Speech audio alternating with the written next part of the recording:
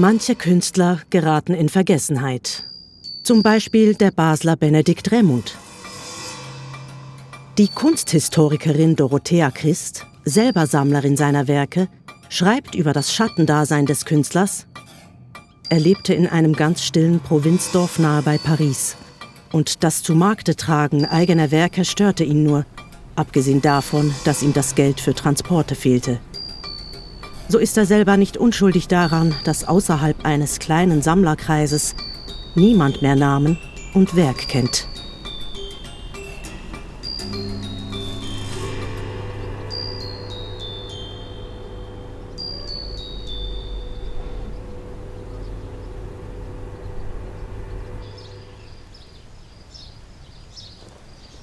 Was mich interessiert, ist, dass ich dieser Plastik an mehreren Orten, in verschiedener Form und zu verschiedenen Zeitpunkten immer wieder begegnet bin. Ich lebe mit 2 kleineren Varianten davon. In dem Haus, wo früher noch eine entfernte Verwandte von mir gewohnt hat, Dorothea Christ. Sie war eine Kunsthistorikerin, hat sich über lange Zeit mit dem Künstler Benedikt Remund auseinandergesetzt, hat auch sein Werkverzeichnis herausgegeben. Und sie hat sich mir so ein bisschen angenommen, als ich mehr für Kunst und Architektur interessiere.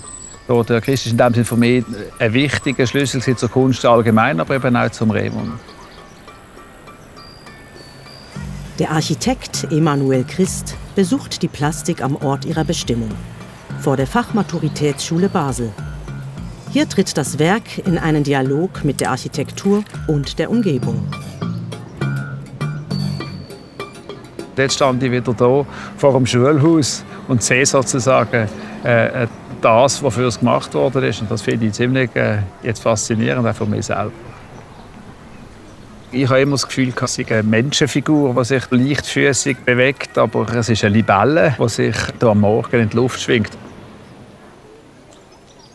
Das Kunstwerk ist aus einer Zeit, wo Kunst und Architektur und öffentliches Bauen ein bisschen anders funktioniert haben als heute. Es war eine Selbstverständlichkeit, dass zum Beispiel eben ein Schulhaus mit Kunst versehen worden ist. Ich würde nicht sagen dekoriert, ich glaube, das wäre falsch, aber man hat in einem öffentlichen Gebäude auch öffentliche Kunst zur Seite gestellt. Das sogenannte Kunstprozent regelt die Ausstattung öffentlicher Gebäude mit Kunst. 1-2% der Bausumme soll für künstlerische Ausschmückung und als Arbeitsbeschaffung für Künstler verwendet werden, wie der Regierungsrat schon 1946 formulierte. Auch für den Neubau der Mädchenoberschule wird Basler Kunst in einem Wettbewerbsverfahren ausgewählt. Der staatliche Kunstkredit empfiehlt 1963 den Entwurf Ça commence le matin von Benedikt Remund zur Ausführung.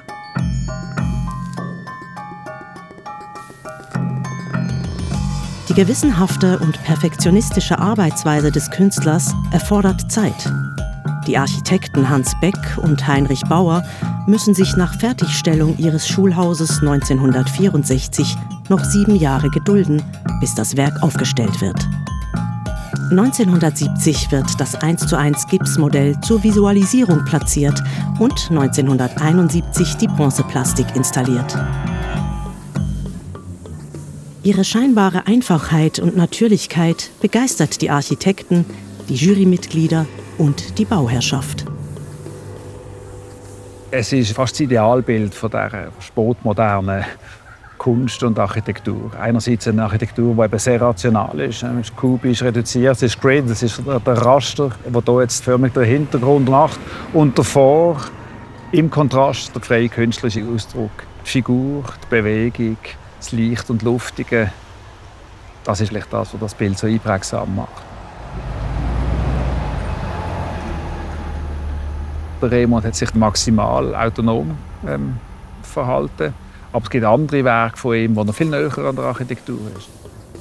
Das öffentliche Kunstschaffen von Benedikt Remund ist vielfältig. Er gestaltet Boden- und Wandmosaiken, plastische und weniger plastische Reliefs, Brunnenfiguren und Brunnentröge. Seine Werke finden sich an zahlreichen Schulhäusern, an öffentlichen und privaten Gebäuden in Basel. Kunst im Vordergrund und die Architektur im Hintergrund, finde ich ein sehr schönes Format. Aber persönlich finde ich es sehr interessant, mit Künstlern und Künstlerinnen schon in der Phase der Konzeption von einem Gebäude zusammenzuarbeiten und sich auszutauschen. Oder dass sie sogar nur in Anführungszeichen konzeptionell beteiligt sind und gar nicht unbedingt sicher so eine klare Unterscheidung zwischen dem Kunstwerk und dem Bauwerk machen. Gerade aus der Sicht jetzt von uns Architekten ist es natürlich interessant zu sehen, wie ein künstlerischer Blick die Architektur vielleicht auch noch mal erweitert. Das macht jetzt zum Beispiel das Werk höchstens über den Kontrast. Und da finde ich schon auch künstlerische Interventionen näher an der Architektur bieten hier noch mal eine andere Dimension, die die Wahrnehmung von der Architektur selber zum Thema macht.